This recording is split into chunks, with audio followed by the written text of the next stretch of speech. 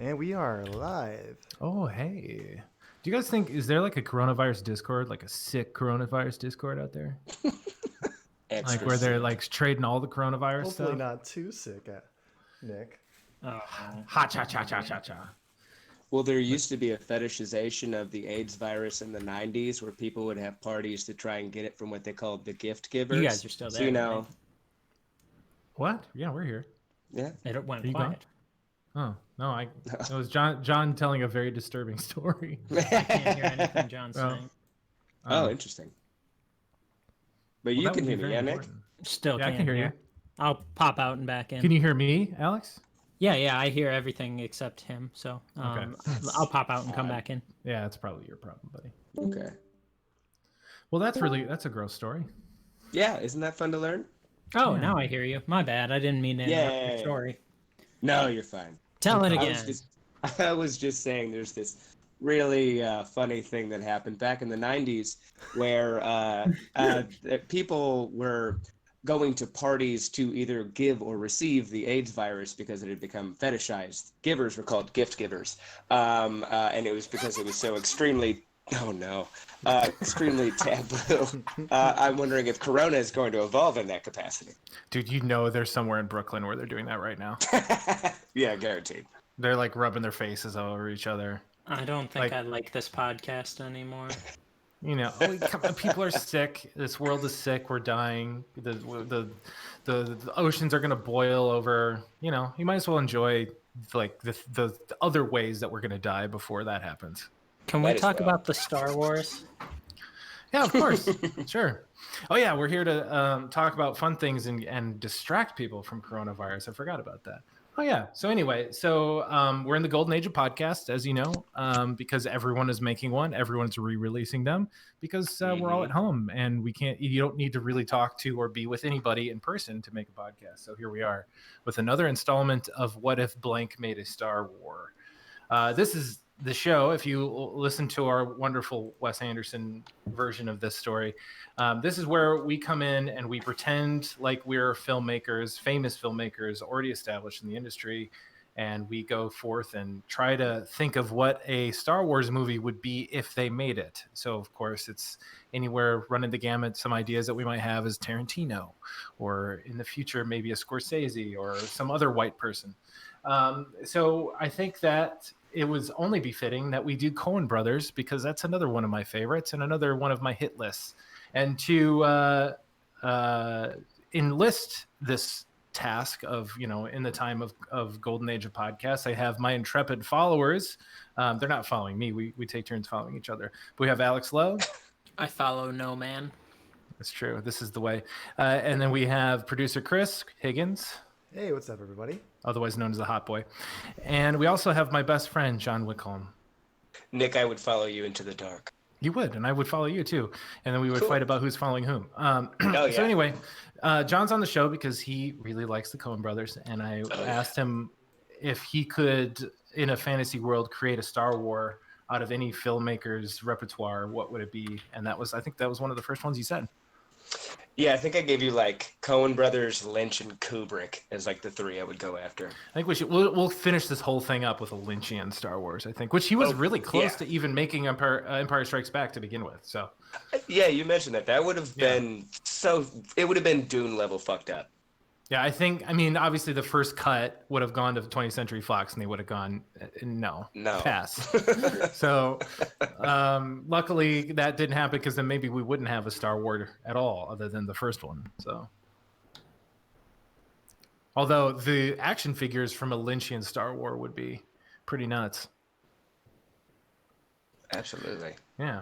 So John, if you don't mind, I'm gonna let you get into it and explain, or maybe introduce to our listeners, who the Coen Brothers are.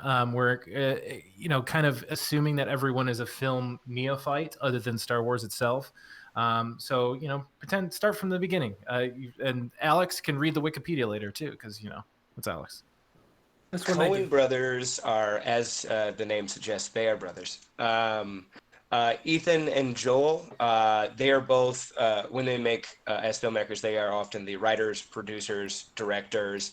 They usually have hands on camera. They've been known to be quite anal about all aspects of their filmmaking to create the vision they want. They started more with horror thriller with their first film, Blood Simple, which, if you watch that in comparison to anything you've ever seen Coen Brothers make, you'll see that it is incredibly different. Like, you can see how they got to where they got, but it didn't have the excessive stylistic elements that you'll see in, like, Lebowski and Burn After Reading and Hudsucker and all those weird things that they've made since. They started more on a cult level. They always wanted to push weird.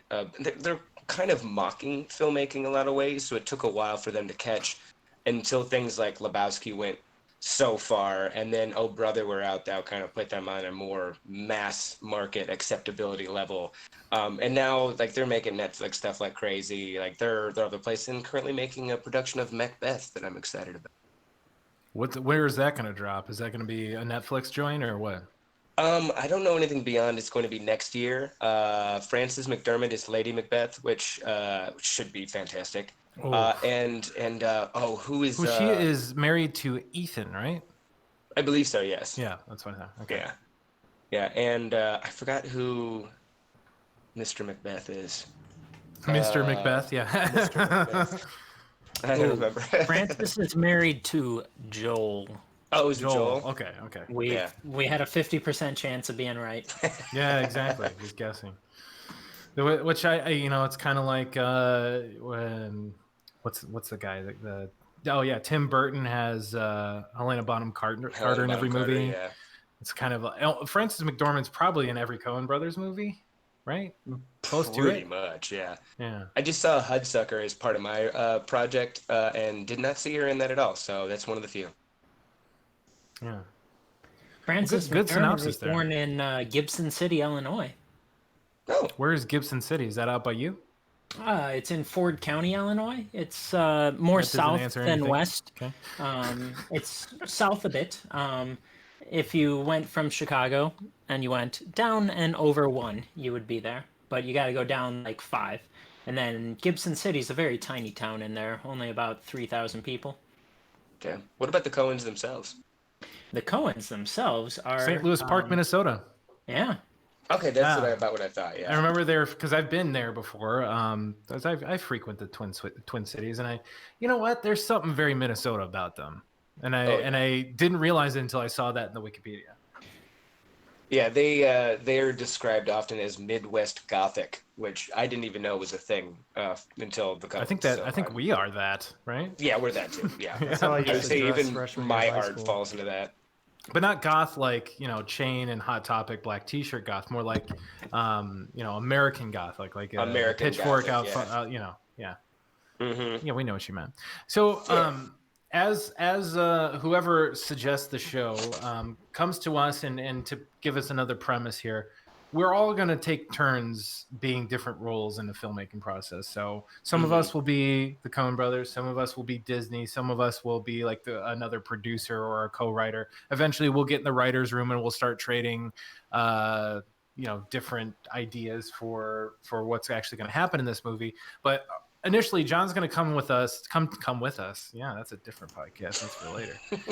Joel's going to come with us with an actual synopsis or a treatment of this. Now, I usually try to play you in for you describing this.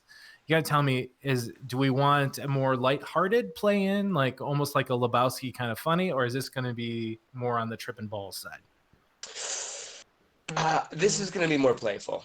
More playful? Okay. Yeah. So without further ado, here we go.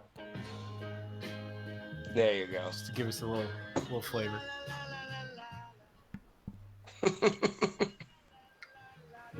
So even though this really, everyone just is picturing Big Lebowski in their brain, but we'll yeah, department. of course. Yeah. I feel like if you talk Coens, that's what comes to mind first, anyways. Yeah. Is that too loud for you? No, that's perfect for me. All right. So I did 2 things for you guys. A, to try and make a Coen Brothers movie a little bit more understandable before we get into my pitch. I also decided if I was going to have the Coens direct a previous episode, of a Star Wars movie, what would it be and why? And then I also wanted to recast it just because it would make sense that way. So a reboot or a remake? Not even a remake. Just like if at any point in time the Coens could have gotten to direct a Star Wars movie. Oh, so without like go impacting back to what would be. 1980 and make Empire Strikes Yeah. Back. Yeah. Got it. So in that case, I decided to go with Attack of the Clones. I went prequels, but I'll explain to you why. So, one of the things that is pivotal to Coen's characterization filmmaking is having a very normal seeming, like everyday average man have to deal with temptation and corruption, and why, and like. So like in Fargo, it's just a small town Minnesotan guy who wants to get more money for his car dealership. So he stages a kidnapping of his wife that goes horribly wrong. Lebowski, it's taking the money. So in this case, we have Anakin, and he has two temptations. He has falling in love with Padme, his ex-babysitter or whatever, which is weird.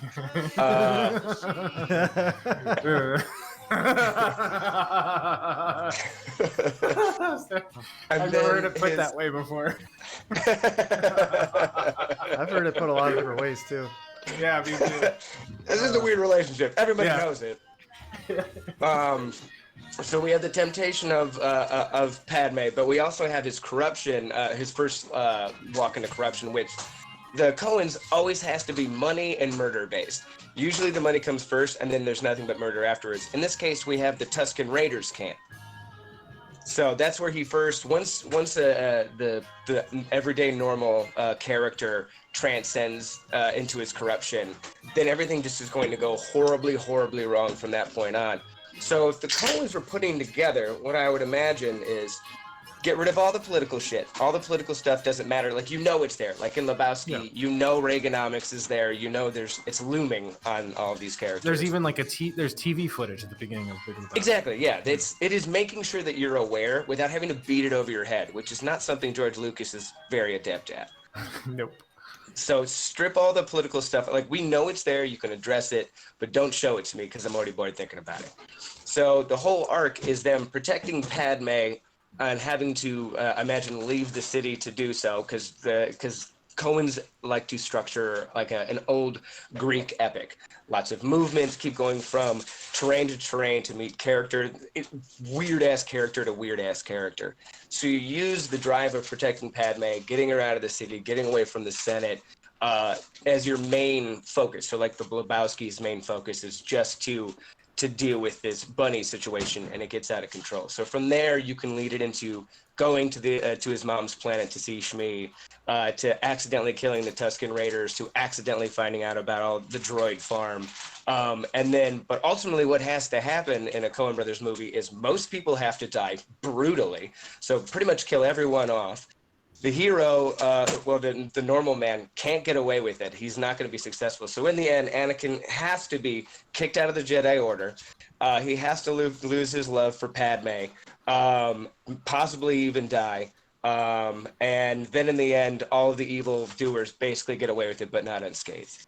So episode 2, we're talking about, we can get all the way to that super silly gladiator match kind of thing, because that's a perfect point to kill everybody off. But then the problem after that is the Coen brothers don't lead you to have another movie. So we don't have episode 3. So it really, they need to make episode 3, and The Phantom Menace needs to be episode 2. Pretty much, yeah. Okay. Which I think would make sense to begin with anyways.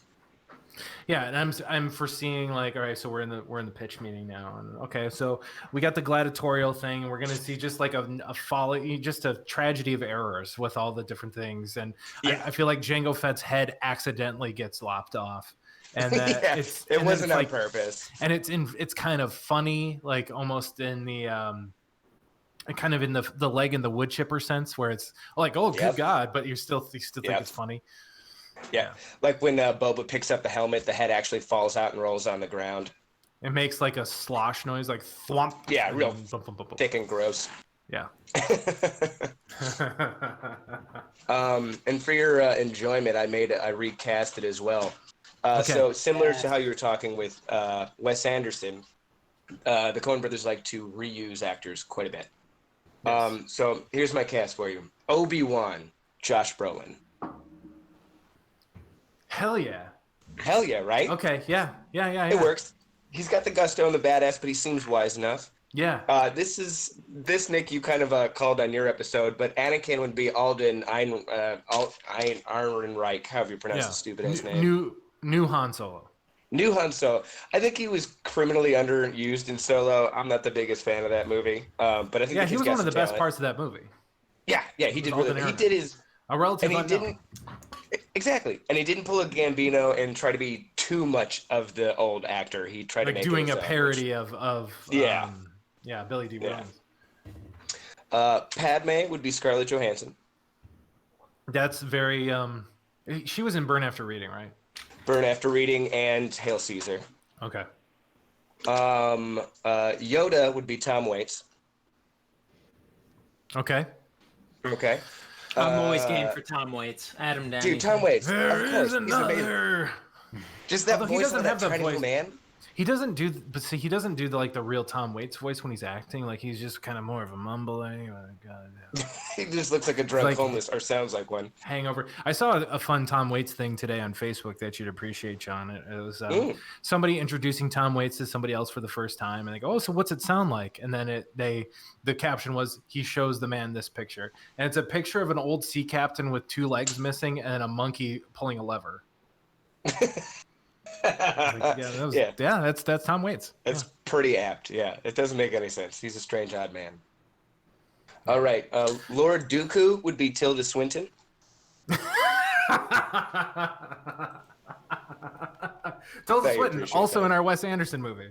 Yep, true. Very versatile. Palpatine would be Jeff Bridges. Okay, yeah, and he's like really chill. Really chill about Because the Jeff whole Bridges, thing. okay, so this was made, Attack of the Clones is 2002. Yeah. So in this scenario, he can't not be the dude because he's been the dude Yeah. since 1996. So Mhm. sorry, you can't cast Jeff Bridges anything else. Yeah, and he's already wearing a robe all the time. It only makes sense. Yeah, careful. I mean, this fits with our Red Bull inside joke. Careful, man. There's a beverage here. Django Fett.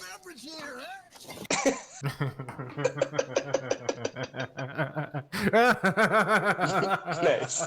Nick, you like that far too much.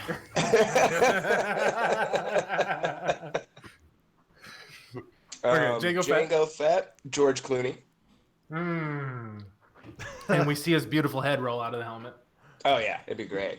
Mace Windu, obviously still Sam Jackson. You can't. Still Sam Jackson, yeah. Of course. Who will obviously. also be in our Tarantino Star Wars. Oh, nice. For sure. Nice. Which and it's good that you left him there because I'm pretty sure the Coen brothers have never had a black actor in any of their movies. No, yeah, that was a note I was gonna make. Like, there's not many women, and there's almost no black people. Yeah. Oh boy. Yeah. Yeesh. Yeah. So, if people thought the sequel trilogy was trying too hard to be diverse, don't worry. The Coen brothers are not in this Star they'll Wars. help movie. you out. Well, on that. I mean, that's the mission statement of this series of podcasts. Like, we're only in it for the white men, so Obviously. don't at me. Yeah. It's just by accident. We'll get around to We a don't make the person of rules. color and a woman soon. So Yeah. Yeah. Of course. yeah. So We're Shmi, Anakin's mom, obviously Frances McDermott. Okay. Okay. Totally. Senator Bail Organa would be Tim Blake Nelson. Wait, Wait, whoa. Not you, Javier You're Bardem. recasting a woman as a man? Wait, wasn't Wait, which Bail one's Organa is he? No, Bail. never mind. He's a dude. I was That's thinking Jimmy's of. friend. Yeah. I was Yeah, thinking yeah. of the leader of the rebellion, kind of. What's her name? Oh crap. Oh, I know who you're talking about. Oh, Mon Mothma. Yeah, that's what I was thinking of. I thought you were trying to recast her. for Mon a second. Mothma would be definitely Tilda Swinton, but we've already used her. That would She's make a not lot of in. sense. She's Yeah. she's in episode 3, not 2. Correct? Sorry, I don't mean to. You're probably right. Yeah, it's Okay. probably only 3. Yeah. Anyways. But hey, Anyways. we get to remake anything. This is the point. This is the way. So now we're gonna get a slightly more obscuring characters, but I think Jar Jar is Steve Buscemi. Johnny, you're out of your element. It's not even an alien anymore, right? Like it's just No, Steve Buscemi. it's just Steve Buscemi. Yeah, you don't need to add maybe anything Steve to that. Buscemi is a race of aliens. There's just a bunch I of would Steve hope so. Buscemis. Ooh, That's a hot I take. like that. Hey, dude. Let's get George on the phone. That rug really tied together, or the room together, dude. Bet it So then we got Zam Wessel, that random ass bounty hunter they have to hunt down. I got John We're getting Turturro. real obscure. Real obscure. There's so many quintessential Coen brother actors I gotta fit in here. Okay, but are you talking about the one that was wearing the disguise or after the disguise was revealed? Because these are two different. Oh, true. Ooh, we could put two different Coen brothers actors in the same role because of that shift on the face. Yes. Ooh, that's a tough An one. opportunity there. Hmm. A problem, I but have to also So an think it's opportunity. Turturro and who else? The same for the same character. Yeah. Turturro and that's where you put John I just Goodman. lost his name. I put Goodman as Klieg Lars, the stepdad. Yes, exactly. Oh, yes. Right? Oh, you've elevated that role completely now. You could Just that's add a the little thing. gravitas. Yeah, now There's no small characters it in a went. Coen Brothers movie. Yeah, that went from just like a kind of a throwaway. I mean, okay, decent actor, but to now being like, oh, well, this scene is you made this scene now. Well, I watched a whole YouTube synopsis about how small characters are more important in Coen Brothers movies than the Yeah. leads. Yeah. And that'd be perfect. Just like John Goodman that's just given up on life. It's like, yeah, she's out there somewhere. Yeah. Yeah. Something cold and dark and miserable. Whatever. I got what's his Newt Gunray, that the motherfucker who owns the gladiator ring setup. Yeah, the anti-Semitic trope. Yeah. Or Yeah, no, it's yeah. that's Watto. This is anti-Asian. That's right. Oh yeah, they are going for that. You're right. You're right. Well, it's The way racist that you nonetheless. read Newt Gunray is the right way to read it. Like, this guy Newt Gunray. I don't know. Yeah, That is something. Yeah. Yeah. Newt Gunray sounds like the Star Wars character I would make up, not knowing Star Wars well. Yeah. Gunray is his last name. Like, come on. And he Gunray, owns I some got trade federation thing, and he's like racistly Asian. Yeah. Okay. Yeah, of course, duh. But that I would put as Peter Stormare. Okay. I don't know who that is. He's the nihilist from Lebowski. Oh yes. Okay. Yep. Say Yeah, what you want about Lebowski. National Socialism. At least it's an ethos. At least it's an ethos. Yeah. Yeah, that's all I have for characters, but we have to come up with the second one with Turturro. Okay. Yeah. Oh, what's his name who plays the villain in No Country? Oh, yeah. Bardem. Bardem. Yeah. Yeah, it starts as Bardem because he's hot and big and Anthony? weird. And, no, Javier Bardem. Javier Bardem. Javier. Yeah. Yeah. I was thinking Colin. Anthony So then it Bourdain. starts as Bardem, and then it changes to Turturro, who's the weird version. Yeah. Hi. Yeah. May I add a couple characters? Yes. Obviously, yes. Go right ahead. All right. So you, like a typical human, didn't cast any droids. Oh, So- yeah. Okay. Oh. Yeah. I would like Good to boy. cast Bruce Campbell as 3PO, Oh. And- Stephen Root as R2D2. Who's Stephen Root? Oh, look him up. You'll recognize him. Okay. Stephen Root, why do I know that name? I'm really glad you're thinking about droid diversity. Is he a little person? True. Stephen Root? Oh, No, he's okay, the yeah. guy with the stapler in Office Space. Oh, okay. Got it. Oh, yeah. Yeah. No, that's a good choice. I like those. But he's in No Country for Old Men. He is, yeah. I forgot he was in that one. And actually. The Lady Killers and something else. Oh, or Brother Where Art Thou? He's in there. He's been in a Yeah, bunch. he's a no brother. Yeah, I tried to watch Lady Killers the other day for this, and I just could not really care. So here's the tip. Where is Sam Elliott in this movie? Oh, He's the narrator. He I was reads. about to say, yeah, he's got to narrate. He reads the Sometimes opening there's a call. Jedi. Sometimes there's a Jedi. Yeah, he just reads the opening Jedi call. for time and Different- place. Okay, so I like where we're at so far with this plot, or these castings, and really, I feel like with a Coen Brothers movie, the most fun is the casting. It kind of most of the directors we've done so far. It's been the casting. Maybe at some point we'll do someone else where they actually have a little more plot similarities. Because with the Coens, I feel like it's a similar cast and then a lot of tropes, but not necessarily plots that align in any way. Yeah. And that was going to be, like, if I had to pitch a new Star Wars movie, why I wanted to start this way, because it'd be easy to basically put the core structure together. Someone gets greedy, some normie-ass person from a planet probably made entirely of sand, because all I've ever seen is jungle and sand planets in this series. So probably, because everyone from the jungle, weird but interesting sand people, just miserable. So it's going to be a sand person. They somehow either stumble into too much money, or seek out too much money, or decide that they want to gain too much power. Star Wars makes sense because it's all about power, both governmentally, Jedi-based power, whatever. So someone seeks out too much power, but ultimately still leads to stealing someone's money. I'm imagining we're talking like a Hutt. If we're going with a Hutt, you can always cast John Goodman. That's what I thought you were going to go at first. It's easy. So someone accidentally gets too much money from a Hutt. This leads to bounty hunters going after him. I imagine if we're going to have bounty hunters going after them, what did I put in my notes? Oh, I put down Buscemi and Stormare so we can bring them back from Fargo. Yep. Now we have this person on the run. We have some bounty hunters trying to get him, and basically the only thing that's going to happen in this movie is a series of wacky, unfortunate events that turn completely gruesome and brutal till the point where we get to the end where they're on some other planet and then pretty much everyone dies. So now we just get to fit everything we want in there. We got to pick the actors, and we just got to pick a very bizarre scene for them to interact in. And then we can discuss must-haves of Coen Brothers while we get through there. Okay. So one thing that we didn't ask about your episode 2, though we could just keep the same budget. But for this new movie, is this going to be low budget? Like, I got to imagine all Coen Brothers are pretty low budget movies. They're all pretty low. I'll let you know. Here we go. This is Al. This is where Alex This is shines. Al's space. I know all about budgets. So No Country for Old Men had a budget 40. of $25 million. Damn, that was low. Give a guess on Fargo. 10 million.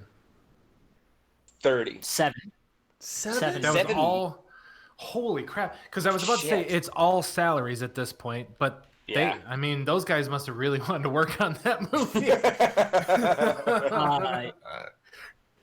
All right. How about Lebowski? 27. 15. Wow. I say that only because of My Condition movie, or the whole montage is. Yeah. Can you guess? Guess which one has the highest budget? Oh, brother, where art thou? That's what I was gonna say. Oh man, where did my list go? Hail Caesar. Not Hail Caesar. Oh yeah. I don't believe Burn it's After Oh Brother. Reading. Oh Brother Just was me. 26. Burn After Reading was 37. That's all salaries. Yeah, because look Just- at all the people in that. That's It all was salaries just because edged what? out, though, by one movie. Oh no. Oh.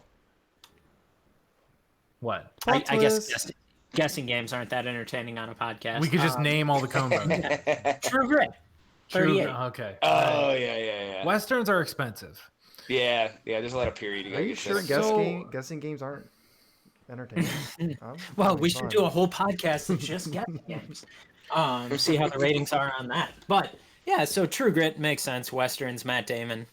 Think about Burn After Reading. Like that shouldn't be that expensive unless the dildo chair was really expensive. Yes, But like, I have a friend that But- told me it is. A friend. okay, a friend. Yeah, I asking for a friend. But like, think about it. Was that 2007? Or 2000? It was 2008. Yeah, it had to have been 2008. Yeah, like, so 8, 9. this is at like peak Brad Pitt and also peak what's his name? Handsome man. Was Clooney in it? Clooney, yeah. Clooney's in it, yeah. So this is when they're like at their most expensive, and again, Definite like I peak. said, Yeah. these were probably all salaries. Ocean's era. Yeah, this is like, hey, if you want Clooney to be in any movie after Oceans, but it's fun to think about these because they're such simple movies, but they have such huge stars. Even playing like people with 2 minutes of screen time probably cost $1 million or $2 million. Yeah. Yeah, Make it worth their while. yeah. All right. What's our next category, Nick? All right, so we got to go through the stars of this new made-up movie. Wait, Go through the stars is in the actors. Didn't we just do that? No, that we did that for episode 2. You're more or less going to be looking at the same players. Okay, same That's people. kind of why I cast it the way I did. So because like at this point you can make any like True. these people can fit in anywhere. Because if you can have Goodman play the stepdad, you can have Brad Pitt play a fucking alien with an erection in a bar. It doesn't really matter to the Coen brothers. Yeah, First that's erection true. in Star Wars. Did not see that aspect of Star Wars. Here's the setup, guys. First erection in Star Wars. Boom. Boom. I mean, the scene with Kylo and Rey touching hands was the closest thing that we got to sex in Star Wars. So And a lot of us were not okay with that. They were. Yeah, and I say we No. keep it that We way. were like, that Moving was on. too Next far. Category, Nick. Next category. all right, so we haven't talked about composer or soundtrack. Oh. Ooh, I feel like we keep the same composer. They usually use more composition than they use music. Lebowski, I think, is one of the biggest exceptions because they're trying to set the timing so much. Well, and and also I'd say No Country has no score. none at all. Yeah. And Llewyn Davis has a great soundtrack. It's a great soundtrack. Yeah. So we did in Wes Anderson, we broke the real song barrier in Star Wars Yeah. where we had Bowie songs. I pitched Which Beastie I love Boys. that idea. I don't know if we need to do that all the time. And also, No. we also picked another set of filmmakers that use the same actors, just like Wes Anderson uses the same actors. So I kind of like the idea of having still a pretty, I guess, a conservative pick for making a Star Wars. And in my case, maybe Michael Giacchino, who did Rogue One. Rogue One, yeah. Well, see, Where I he was can sound pretty. He sounds very John Williams, but can kind of push it a little bit further. Mm-hmm. well. I would agree with that. I feel like the right pick is Carter Burwell, who You're reading that from a screen, clearly. Well, yeah, but he composed, I'm looking right at you, Nick. He composed Blood Simple, Fargo, Lebowski, and Buster Scruggs. Okay. Yeah. So he's the main guy. He probably uses. They use the That same- would make okay. sense. Yeah. I feel like we want a music that's gonna fit the Coens as opposed to just normal Star Wars music. Yeah, true. But then do we have any True. Star Wars identity to kind of, hoist ourselves to at this point? Are we going complete Coen Brothers, or do we have to? I mean, what's grounding us into Star Wars here? If there's no, I assume there's not going to be a ton of set pieces because I don't think is Coen. Well, when they go Brothers known for period, that? they go all in. Yeah, like Okay. so. True Grit is gorgeously Western, and even like stylistically, they try to make it look like the original Westerns. Yeah. And they had and some then if you good. watch, Everyone like, forgets that's a shoot- remake too. They had a good Yeah, a it's a remake. couple. I mean, those action scenes were pretty great if I remember. Great. Yeah. So Well, And okay. if you watch Llewyn Davis Bloodsucker is Proxy, something. Llewyn Davis, very stylistic. Yeah, That's my favorite Coen Brothers movie. Same here, Alex. nice. Oscar Isaac. There's I love our that there's movie. our anchor to Star Wars. There Yes. you go. There we it go. is. He's Poe. Hey, we're outside of the Skywalker saga. We don't have to have that anchor anymore. We're kind of throwing the spaghetti up against the wall here. So are we remaking Attack of the Clones though, or is it a reboot, or are we on? No, just these are something two. completely different. Okay. Yeah, we're I got- talking two. Okay, I think that's where I got Because- mixed up. Okay, cool. In a sense, it was hard for me to pitch for two reasons, an entire Coen Brothers movie. One, A, because you guys know Star Wars significantly better than I do. I will freely say on this podcast, I don't know my You'd be shit. surprised. Yeah, you were. But Right here. Coen Brothers, Coen Brothers are also like wildly formulaic without that being an insult. Like you know how it's going to. I was like, is that coming out of my computer? What's going on? Yeah, that freaks me out. You kind of know how a Coen Brothers movie, for the most part, is going to evolve. It's just what crazy shit they want to add in along the way. Mm-hmm. So I wanted to remake one to give a better understanding of how the Coen Brothers would make things, so that in a sense we can talk about the vagary of plug and play in a sense if they were going to make one. For sure. I get you. I hear what Yeah. you're saying. Yeah. So we're starting to build this movie out. Scenes are coming soon, and we'll get there. But is this a standalone movie, or does this become a new trilogy? Oh, definitely standalone. They don't. This is more like Rogue Coens One, don't man. do Everyone's series, yeah. dying. Yeah. And then along with that question, is this a theatrical release or is this a Disney Plus? Because the Coen Brothers are no stranger to streaming.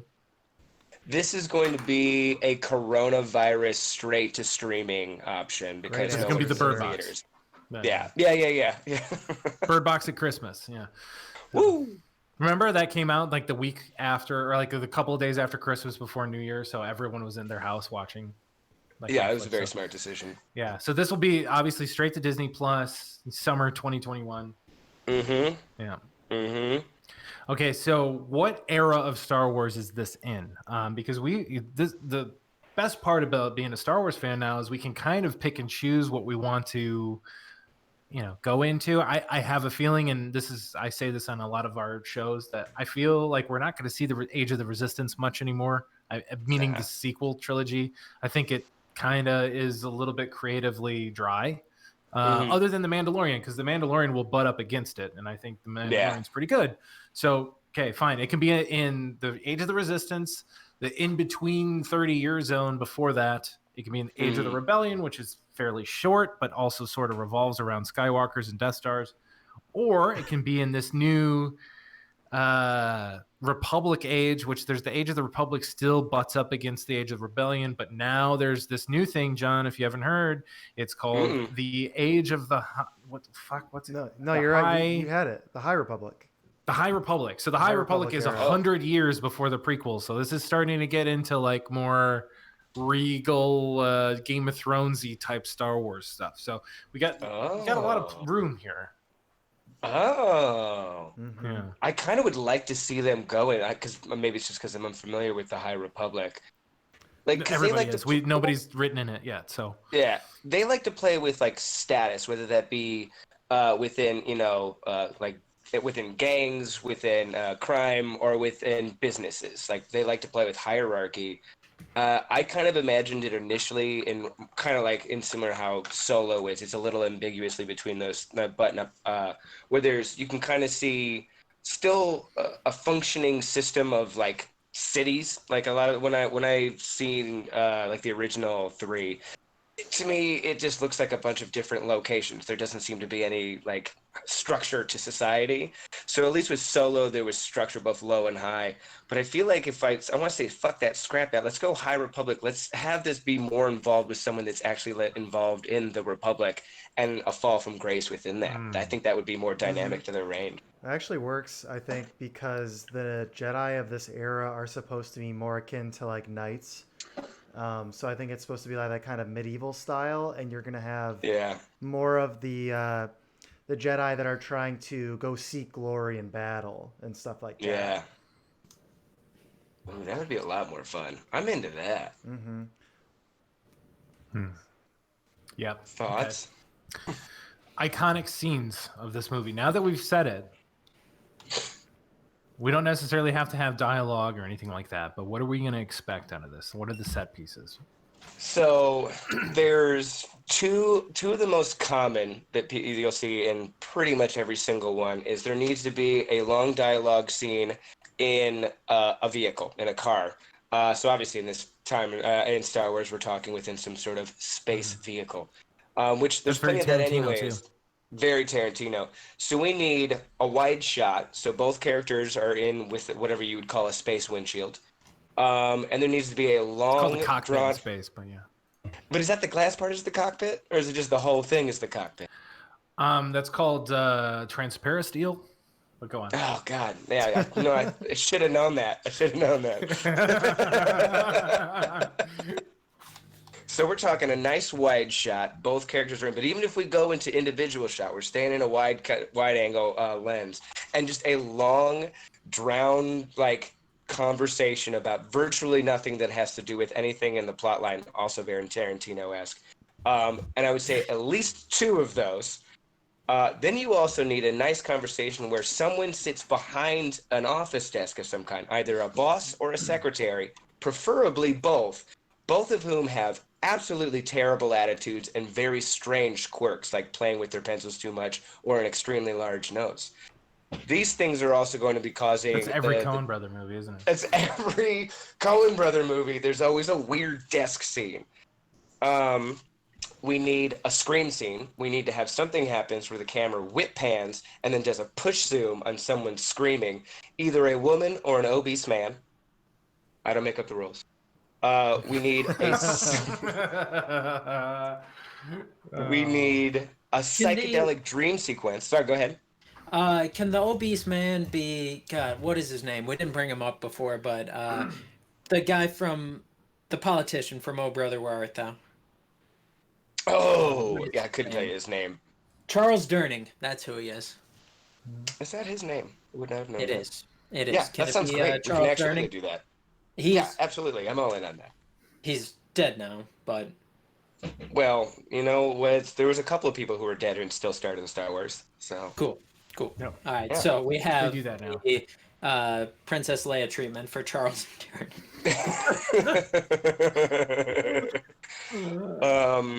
And it is also really important that when we end this movie, the final scene can't act like a conclusion. This can't be like the end of Rogue One where we literally just blow up a whole fucking planet. It needs to look as if life has just gone on. Everyone could be dead. There could be blood, gore, violence, money, and explosions everywhere. But then we just need to turn and see one character or some fringe person who's just been in the sightlines walk down the street and get back to their everyday life, scrapping metal on a sand planet, or cooking Ewoks for dinner, whatever you're Fade into. to Black. Yeah. Yeah, that's it. Just life goes on. That's how It's we like have No to end Country the for film. Old Men just all of a sudden ends. Yeah, it just ends with him walking away. Yeah. Spoiler. The movie is 10 years old, man. 13 13 and we need a years lot old. of blood. I think it's a lot older than that, isn't it? 13 years. 2007, Yeah. I think. That makes sense. I watched that on our kitchen table senior year of college. John, Oh, nice. John and I were roommates. Nice. We were roommates. Yeah, and I That's when we remember. watched a lot of Really? movies. You are really old, Nick. Yeah, Yeah. old. You're more young. I think that's the problem. That movie came out before Chris and I were even born. You guys are like less than 10 years old. That's cool. You guys We are. got a good knowledge. Sorry I cursed so much. Tell your mom I'm sorry. Yes. Indeed. She's sitting behind me. I like that list of scenes. I don't really have anything to add. I guess And we maybe need a lot more gore, too. some scene where we really get how much of an over-the-top idiot one of the characters is. Yep. Or a lot. But no, I think that's a pretty good summation. All right. Yeah. All right. So, what fan service is in this movie? We got to have something at Star Wars. Oh, well, we So, definitely reference have to a have something- character, reference to a spaceship, reference to a planet, that kind of thing.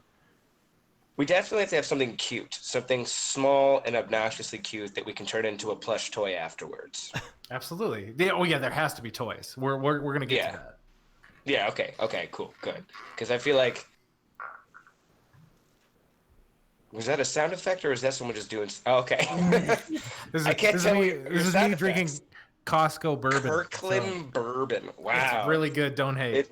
Hard times. Well, I'm on Amen. a mango White Claw right now. Yeah, see, hard times, exactly. See, when we all scrambled to get provisions, I mean, you can't hate what kind of bourbon you get from Costco.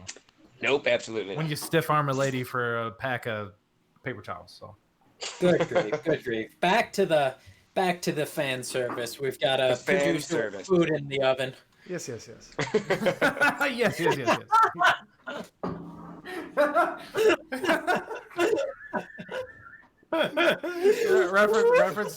Reference to an old episode. Whenever Alex is, you'll notice this through this episode. Whenever Alex is tired of what we're talking about, he says yes.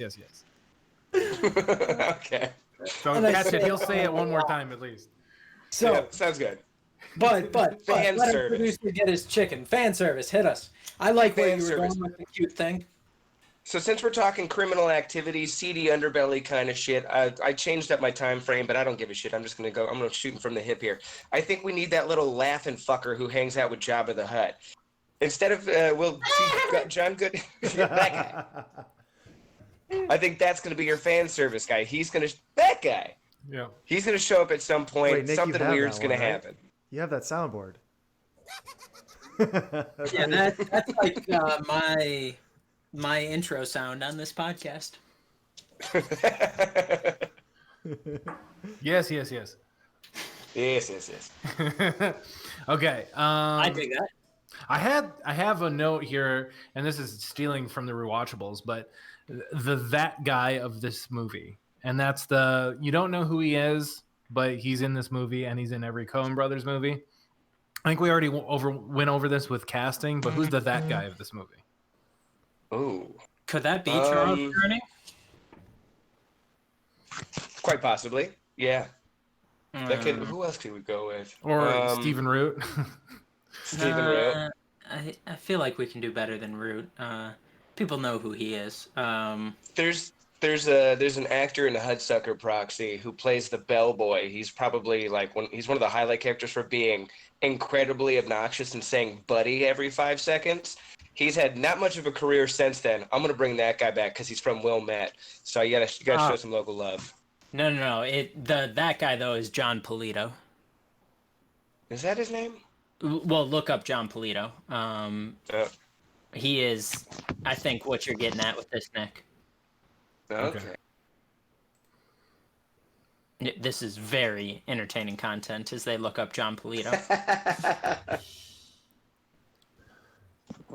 Okay, so cross promotional, and this could also be toys. So this could be toys at Taco Bell.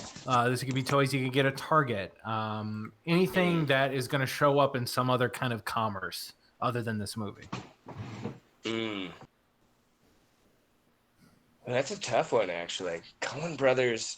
I feel like it'd be a briefcase full of cash if we're talking something properly Coen, but that's not really Star Wars. Hey kids, it's everyone's favorite toy. Briefcase full of cash. Here you go. All right. There you go. Get the fuck out of my face. All right. Capitalism. It's great. Yeah, so imagine September of 2021 when Target does their Force Friday event, and you get all the new, you get all the merchandise from the Coen Brothers movie. Imagine what's in there. Hey, here's $5. All right, buy yourself something nice. Yeah. As a throwback to old school Coen, we can have someone wear some dude-like sunglasses that they wear while they're blasting around in their cockpit things, and then you can have that be in the prize bags. Yeah, Star or Warsy some sunglasses. I'm only thinking Lebowski, but there's a kind of milk it's blue milk, but it's only for White Russians. Oh, what would we call that cocktail if you use blue milk? Blue Russian. But there's no Russian All right, in fine. fucking Star Wars. Blue Tuscan. Blue Tuscan. Blue Tuscan? All right. All right. It's this plus Kahlua, plus vodka. Plus vodka. Yeah. If you order it at the bar, do you get the milk, that weird sea cow thing yourself, or does it come prepackaged? And it goes. Yeah, probably. Because cross promotion can also be food. True. You have to you go to the front line and you pay for it with a check for $1.87. Yeah. So, Man, that would be great if I knew exactly what the dude pays for the milk with, and that would be a good thing. It's right? like 67 cents or something bizarre. Yeah, It's like, I think it's like not even $1. because it is in what 19? Is it set in? It's like 94. 94. Yeah, it's in early 90s. I think it came out in 94. Actually, it might be No, it's before later. Bush, or sorry, before Clinton. I think it's H.W. Bush. Yeah, I think so. All right, so last section, and then we'll start to wrap it up. But what is the Damn it. Galaxy's Edge Easter egg? Because I don't know, you probably haven't been to a Disney World since this. John, I have but not. They pack every kind of Easter egg into the park. What's going to be from a Coen Brothers movie that they put into Disney World? You enter a scene and there's just a bunch of blood and corpses and body parts. Okay, sure. Yeah. Or I'm guessing Kids will there's love just it. really they inject more really slacker looking people to walk the park True. and like scold Ooh. you.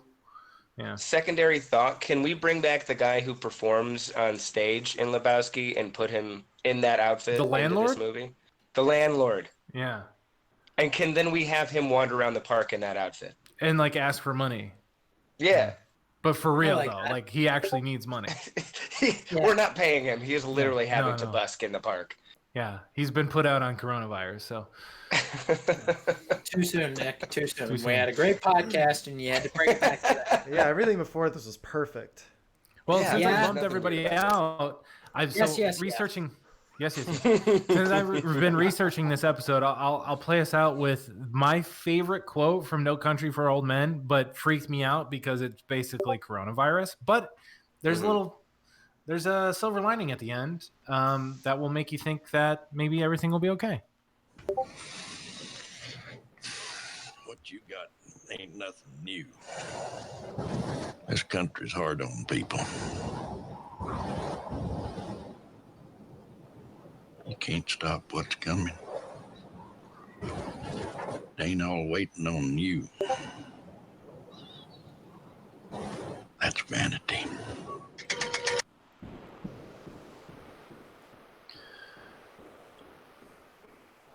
Yeah. So essentially, the first time. Where is the silver lining? You don't know what's coming, and everyone's like, I feel It's so much coming. better now. Well, here's You the thing mark about that this. frame a silver lining, and you're entering a world of pain. Well, no. Here's the thing. We think it's bad, right? But Yes.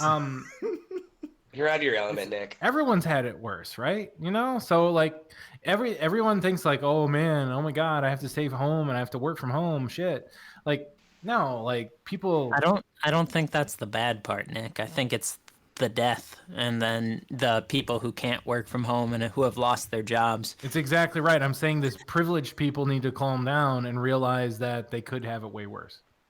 As a bartender, I will back that up. The amount of people that came to me while I was stuck at work, having to touch people who are coughing and sneezing, and then someone come and be like, "Oh, I'm just having a hard time. I'm gonna be home all the time, and I'm working, and I'm still getting paid, and I'm so bored."